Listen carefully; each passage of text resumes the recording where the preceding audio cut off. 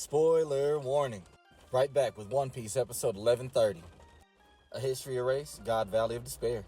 We pick up with Kuma reminiscing of events of his life, leading up to where we are on God Valley. God Valley is not affiliated with the world government, they don't pay any heavenly tributes, they have no protection from the Marines. We left off with Kuma and the other captives being approached by Ivankov and Jenny, scheming on an opportunity for everybody's freedom. We don't get to see the plan as we get to the hunting competition. There are 13 super rares, worth 10,000 points each, and 150 rares. The more points, the more opportunity for a bonus. And the winner, of course, gets prizes. Now, Garland is flexing, of course, but the other knights from the families aren't rolling over for him. We even get introduced to another family's name, the Manmeyer family. We see some Celestials taking early shots at the rabbits, seeing as they are savages. The Celestials are savages. Overall, there are 200 Celestials as contestants. We get over to Fleet Admiral Kong on the Snail with Garp. He's trying to get Garp to go to God Valley as the Rocks Pirates are headed there as well. He tells Kong the Celestials angered Pirate Island. They're going to have to pay for it. That's his tune until Kong tells him that Roger's on the way. And Garp immediately sets sail. Back on God Valley, we see Kuma and the captives reach the edge of the island, and they find out that they are surrounded. This looks like Buster Call setup.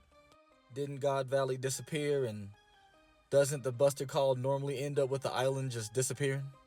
Simply leaving isn't an option, and Ivankov comes to the realization that that is the actual plan.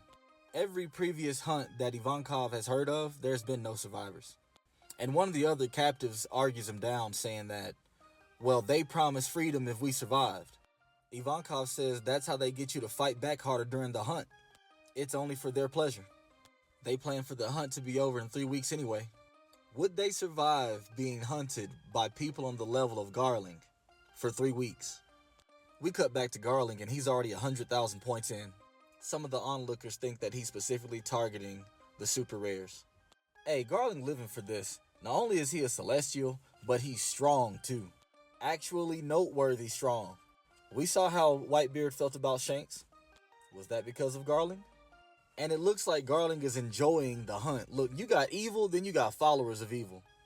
Them followers always go extra. Back to Kuma and the captives. Jenny is listening to the Navy's conversation through multiple transponder snails. She's picking up Garp, the Roger Pirates, and the Rocks Pirates arriving at once.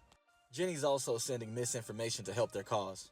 She also finds intel on some of the prizes. Respectfully, Kaido's Dragon Fruit and Kuma's Pawpaw Fruit.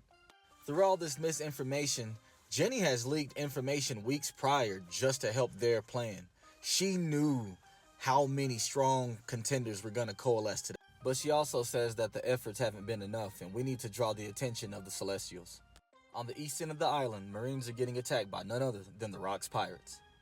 We see Whitebeard, the original Buckingham Stussy, as we know that Stussy is a clone. We see Charlotte Linlin, Big Mom, Captain John, Shiki the Golden Lion, and Amazon Lily's very own, Gloriosa. They argue about who's giving orders, showing that they were too ambitious to actually work together like Whitebeard hinted. And all of their goals here actually differ as well. They just get to destroying stuff and going their own ways. With the arrival of the Roger Pirates, everything on the island gets even more hectic. Gabon, Roger, Rayleigh, the rest of the crew, they're all here. And right then, the Marines as well get back up. From the hero himself, Garp. We get to see a younger Bogart too.